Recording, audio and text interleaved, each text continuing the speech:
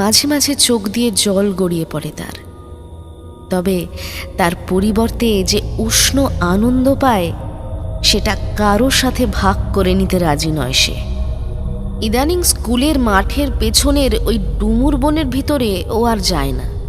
সেখানে ক্লাবের ছেলেরা এখন তরল মাদকের আড্ডা গড়েছে, ও গেলেই ওরা তেড়ে আসে।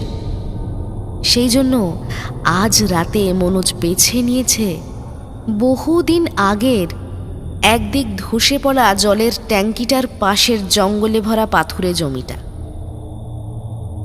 এখানে অনেক বছর হলো কেউ আসে না। জায়গাটা নাকি ভালো নয়, কেন সেটা অবশ্য সে জানে না। তাছাড়া হেলে পড়া সিমেন্টের জলের বিশাল ট্যাঙ্ক যে কোনো মুহূর্তে পুরোটা ভেঙে পড়তে পারে, তাই পৌরসভা থেকে তারের জালি দিয়ে ঘিরে দিয়েছে জায়গার চারপাশটা। আর বাইরে মরচে ধরা সাইনবোর্ডে লেখা রয়েছে, সাবধান,